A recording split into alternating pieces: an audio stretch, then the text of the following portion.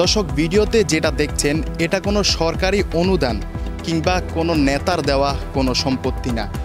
দেশটা হচ্ছে মগের মুলুক, যে যা পারছে তাই করছে। কথা বলছি সিলেট বোলাগঞ্জের সাদা পাথরের কথা। যে সাদা পাথর এরিয়াটা পুরো বাংলাদেশকে বিশ্বের দরবারে নতুন করে চিনিয়েছে। সারা বিশ্বের পর্যটকরা, লক্ষ লক্ষ পর্যটক এই সাদা পাথর এসে বাংলাদেশের নাম সুনামকে ছড়িয়ে দিচ্ছে পুরো বিশ্বে। অথচ গত 1 বছর আগেও এই সাদা পাথরটা মনোমুগ্ধকর, রোমাঞ্চকর আর দেখার মতো একটা প্রাকৃতিক সৌন্দর্য নিয়ে দাঁড়িয়েছিল। বাংলাদেশ থেকে শুরু করে বিশ্বের নানান দেশ থেকে মানুষ এসে এই সাদা পাথরের এই অঞ্চলকে দেখত এবং এই রোমাঞ্চকর অভিজ্ঞতা নিয়ে যেত।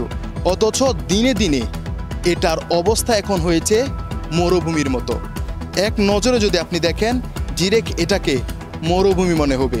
আপনি যদি আগের কোনো চিত্র কিংবা ভিডিও ফুটেজ না দেখেন, তাহলে আপনার মনে হবে এটা হয়তো শত শত বছর আগের মরুভূমি।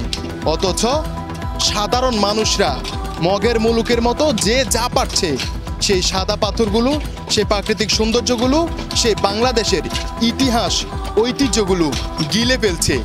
লঞ্চ ভর্তি করে, ট্রাক ভর্তি করে, নৌকা ভর্তি করে কোটি কোটি টাকার সেই সাদা পাথরগুলো গিলে ফেলছে আমাদের দেশের সে মানুষগুলো। গত 1 বছরও যে সৌন্দর্য মানুষের মনকে আকৃষ্ট করত, এই 1 বছর পরে এটা হচ্ছে মরুভূমি। বাংলাদেশের 20-50টি পর্যটক এরিয়ার মধ্যে সেই ভোলাগঞ্জের সাদা পাথর অন্যতম।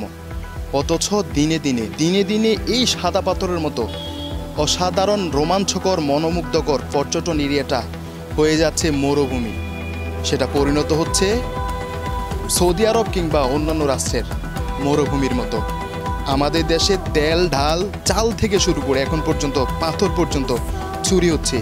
দিনে দিনে দেশটাকে গিলে খাবে দেশের মানুষ।